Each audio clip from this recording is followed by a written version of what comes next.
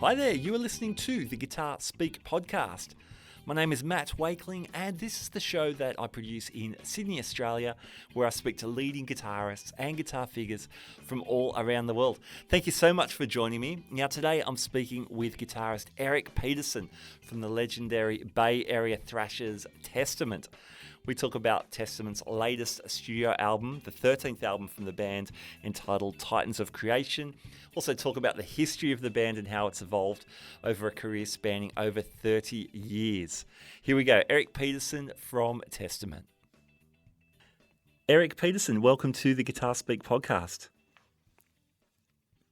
Thank you. We've got you on today. We want to talk about the latest Testament album, Titans of Creation, which is your 13th studio album. Congratulations on another album in what's been an epic career for the band. Oh, thank you. Yeah, lots of fun to make and lots of new elements we have. Awesome. The history of Testament, it's been well documented. I guess the last few albums, last 2 or 3 albums have been, for some fans, have put together as a bit of a trilogy, amongst a lot of touring as well. What's been the process for recording this album? Pretty much, I would say Formation and Dark Roots were done more traditionally. We would get everybody together, and first of all, Alex and I would get together and share our riffs, and just kind of put stuff together. Alex would go back home to New York, and then I would jam with the drummers. I think we jammed with John Allen just to demo some stuff up, and then we got Gene Hoglan to come in to do the record. And then he came in and learned what John had done with us. And, that was just kind of going to be the record. But Gene ended up staying with us. He's still with us now. It's been a good 8 years now. In between, touring a lot and whatnot. And then we started doing things. I think we got rid of our studio because we were never there. We were always touring. And, I ended up just kind of building in my basement kind of like a little jam studio. Uh-huh. And I use Logic, and I have a MIDI kit, which is hooked up to Tune Tracks, which gives you it sounds like a real drum set. Yeah, cool. Speakers and whatnot, and using a profiling amp, to put through everything. And basically you just put headphones on and, it sounds like if you go upstairs, it sounds like somebody's hitting drums on the couch. Yes, yeah.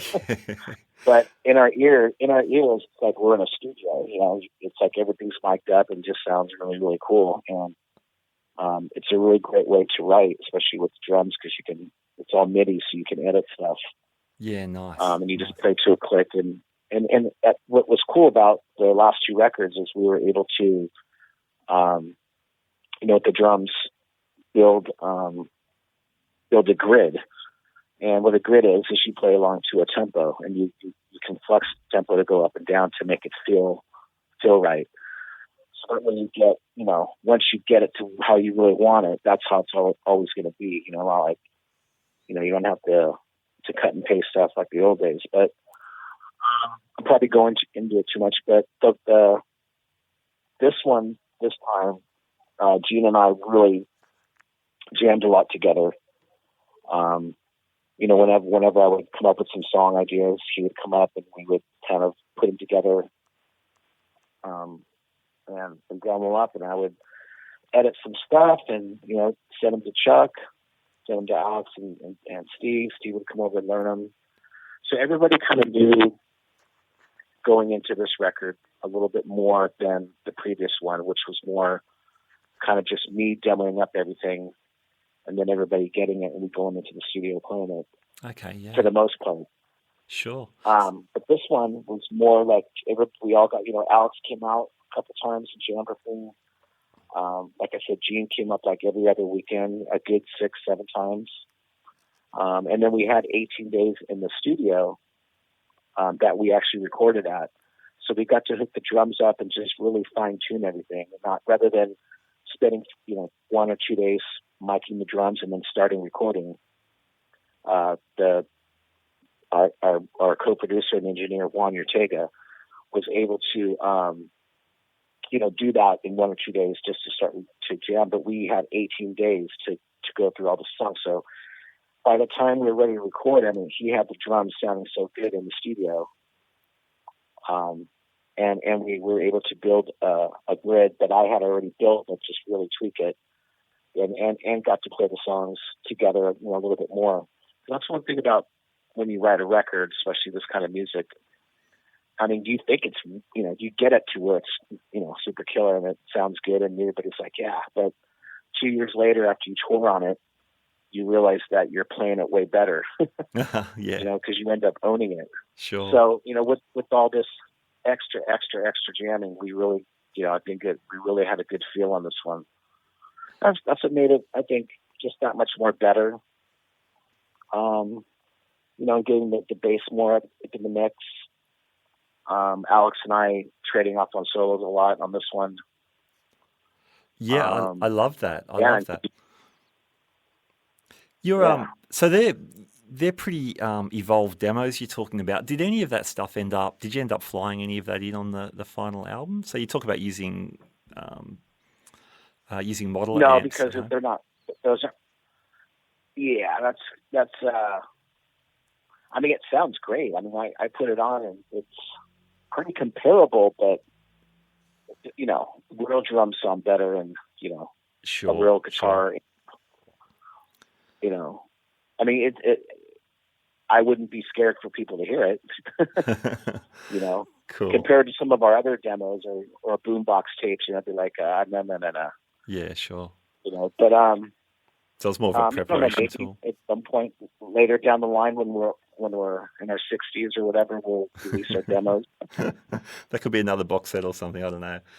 Hey, tell me about working with Alex, because you guys have become one of the great guitar teams in thrash. And I guess a side note to that is you're known as such an influential thrash rhythm guitar player, but as you've mentioned already, you're a lead player as well. Not everyone knows that, but I hope people understand that, especially on the new record, that where you're trading off and you bring your own voice. But I guess the first part of the question, tell me about your partnership with Alex.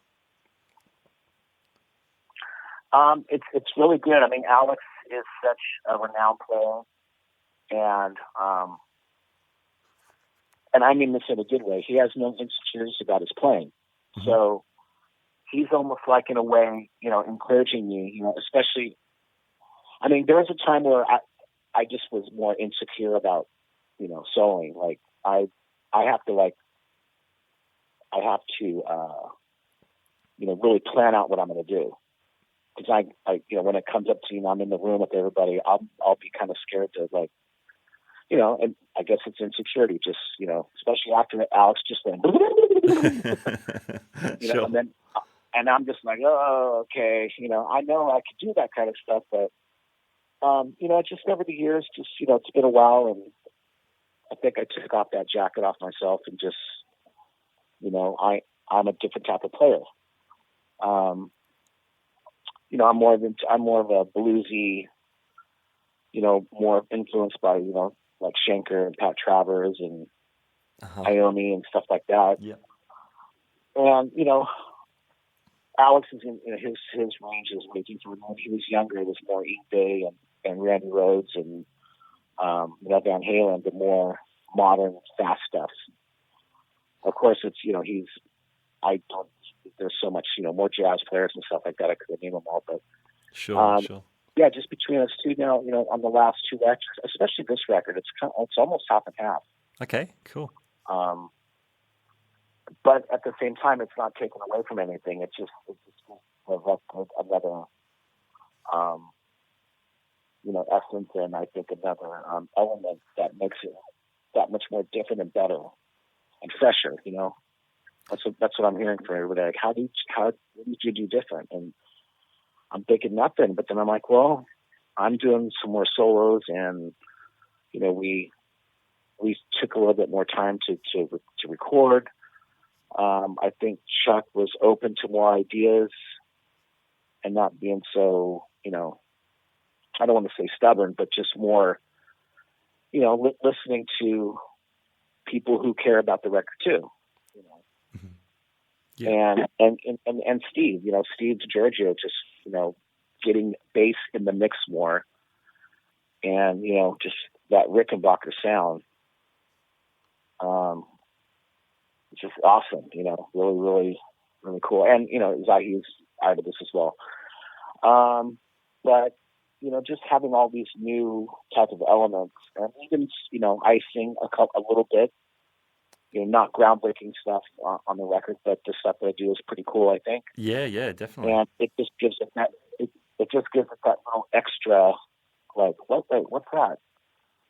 Some people are like, wow, Chuck sounds really good. Oh, that's Eric. Well, you of course front you front Dragon Lord, and so you're used to being up front with your vocals, so it's cool you get a couple of moments on the new record. Yeah, and it wasn't planned out either. It was more of like, I think, especially for the Witch, Chuck didn't hear anything on that part, and I was like, I'm like, dude, that's like the chorus. He's like, I don't like that part or something. I don't know if he just disliked it or if he just didn't hear anything over it.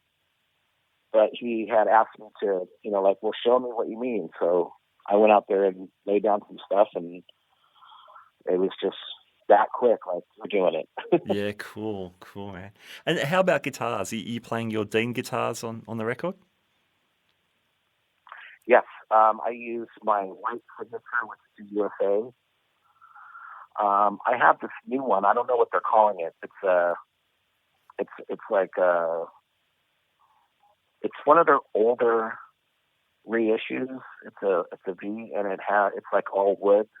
Mm-hmm. Well, guitars are made out of wood. Yeah. But the finish, the finish is like a wood finish with a black pick guard, and it's all gold hardware. And it's I'm just trying to describe it because I don't know what they're calling it.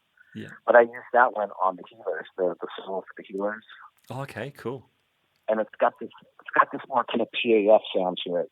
Are you using passive pickups, or is that got? Because I know you use the EMGs a lot. I'm kind of like all over the place. Solos. On solo stuff, I try to use non-active pickups. Okay. Yep. There's a little bit more, I guess, personality to it. But then there's some stuff where I did use the EMGs. And all the rhythms are with the EMGs. Oh, okay. But like on City of Angels is more of a hot lead sound. It's more, you can hear the picking a lot. And that's where I use my the EMGs. Okay, yeah. Cool. Between that and then my black, I have a Gibson black Gibson Custom Les Paul. I use that guitar a lot. I've been using that one for the last 4 years. That one's got a good sound to it. So I would say between my white signature, a couple new ones from Dean that I have, and my Gibson, that's kind of my arsenal. Nice. And what about amps?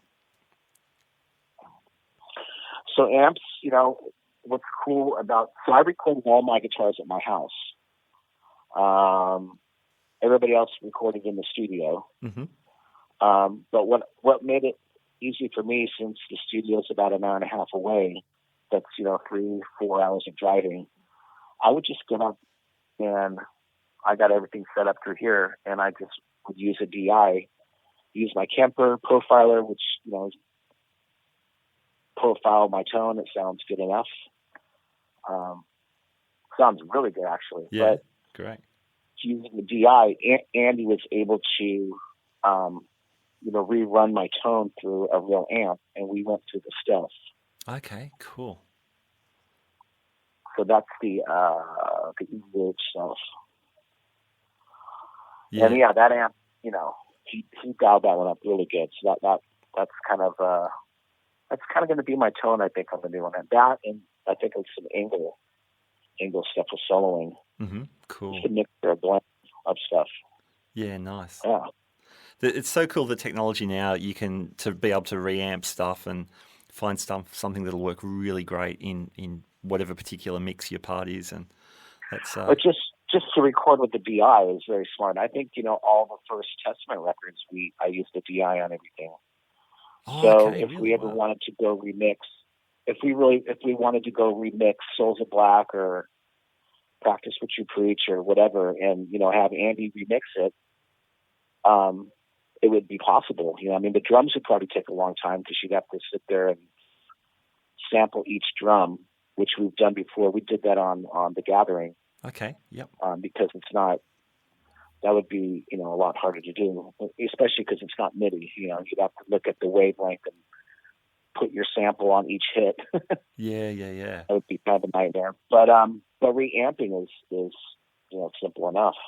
I had Scott Ian on this show a little while ago, and we were talking about really the birth of thrash. And for those guys in New York, he said he wasn't really aware of what was going on. But for you guys, you're all really key players in that whole Bay Area scene of the early 80s. So there was Metallica, Exodus, Death Angel, and you guys, a bunch of other bands. What can you tell me about the community, or was there a sense of community when this was all kicking in, sort of by the mid-80s? Definitely, because we all played together like every weekend. It would just alternate. It would be Death Angel, Possess, and Exodus. Yeah. And then it would be, Forbidden, Legacy. That was, Testament now. Yep. Forbidden, Legacy, and Possessed. Or it would be, Heathen, Legacy, and Exodus. And then at one point, Exodus got signed, and then they ended up going on tour, and then we kind of took over. Mm-hmm. And we were kind of headlining a lot of the clubs. And it just kind of moved on like that. And, it's funny because a lot of the influences for thrash, and I would say most bands would agree, was the early, the Judas Priest, yeah, Iron Maiden. But then a lot of the, like Angel, the early Black Metal stuff, like Celtic Frost, Angel Witch, Venom, Merciful Fate. Those bands really, especially Merciful Fate, I think that band just so underrated. I mean, they're very well respected amongst bands, but that was a band that really influenced, I would say thrash. But just the odd signature riffing and, the harmonies and stuff like that. Yeah, awesome. And interesting you mentioned bands like Priest and Maiden, because now the Testament thing, that twin guitar thing, it's becoming perhaps a bit more prominent in recent albums too. So there's a bit of a full circle perhaps going on in some respects. Yeah, definitely. I know in the beginning was, we were a lot younger and just like, you're the rhythm guy, and I do all the rhythms, and Alex is the lead guitar player. We're like, well, this is how they do it. Yeah, sure. And it's now it works for, how we make it, for Testament. Yeah, that's awesome. So, well, Eric, congratulations on such the longevity of the band. I can't imagine thank you. when you kick this off in '83, you as the founder, would imagine that we'd be here in 2020 talking about a 13th album. But congratulations for sticking it out and continuing to grow and make new stuff. No worries. And hopefully 83. Well, 83. I was still in high school, so really? I think our first demo came out in 85, and then the Legacy was 87. So okay, but 83. I was definitely jumping around in front of the mirror and setting myself up to be in a band. That's awesome. And you're still doing it. I love it. All right, there you go. My conversation with Eric Peterson from his home in the San Francisco area on the west coast of the United States. Good fun talking about that record. It is brutal. I'm sure the thrashers in our audience will love hearing that.